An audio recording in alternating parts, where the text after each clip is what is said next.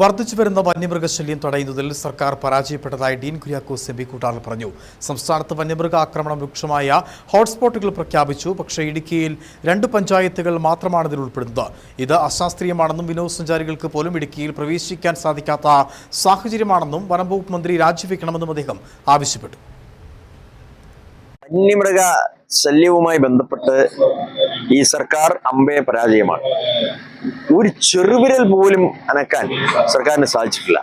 വകുപ്പ് മന്ത്രിയെ സംബന്ധിച്ചിടത്തോളം അദ്ദേഹത്തിന്റെ സ്വകാര്യ താല്പര്യം എന്ന് പോലും പറയുന്ന തരത്തിൽ മന്ത്രി കസേര സംരക്ഷിക്കുക എന്നുള്ളതല്ലാതെ മറ്റൊരു ലക്ഷ്യമില്ല.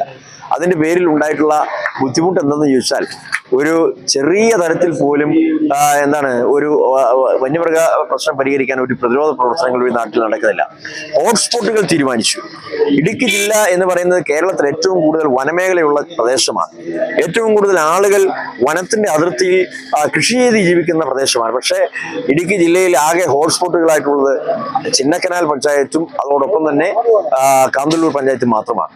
എത്രയോ പഞ്ചായത്തുകൾ ഈ ഹോട്ട്സ്പോട്ടിൽ വരേണ്ടതാണ്. ഇപ്പൊ തന്നെ മറയൂരിൽ ഒരാൾ കഴിഞ്ഞ ആഴ്ച മരണപ്പെട്ടു. തൊട്ടടുത്ത ദിവസം തന്നെ പെരുവന്താനത്തും ഒരു വീട്ടമ്മ മരണപ്പെടുന്ന സ്ഥിതി ഉണ്ടായി. എപ്പോഴാണ് എവിടെയാണ് എന്നൊന്നും പറയാൻ പറ്റാത്ത സ്ഥിതിയാണ്. ആ തരത്തിൽ വേനൽക്കാലമായപ്പോൾ കാട്ടാനയെല്ലാം റോഡിലേക്കും അതുപോലെ തന്നെ മനുഷ്യവാസ കേന്ദ്രങ്ങളിലേക്കും എല്ലാം ഇറങ്ങി ആറാട്ട് നടത്തുന്ന ഒരു സ്ഥിതിയാണ് കാര്യങ്ങളുള്ളത്. മൂന്നാറിൽ പടയപ്പ മതപ്പാടോടുകൂടി ഇപ്പോൾ നടക്കുമ്പോൾ വിദേശികളായിട്ടുള്ള ടൂറിസ്റ്റുകൾ പോലും അവർക്ക് സ്വൈര്യമായി നടന്നു പോകാൻ പറ്റാത്ത സ്ഥിതിയിൽ കാര്യങ്ങൾ നിൽക്കുകയാണ്. ആരുടെ പരാജയമാണിത്? അപ്പൊ ഈ കാര്യത്തിൽ സർക്കാരിന്റെ ഭാഗത്തു നിന്നുള്ള പൂർണ്ണ പരാജയം സുവ്യക്തമാണ്.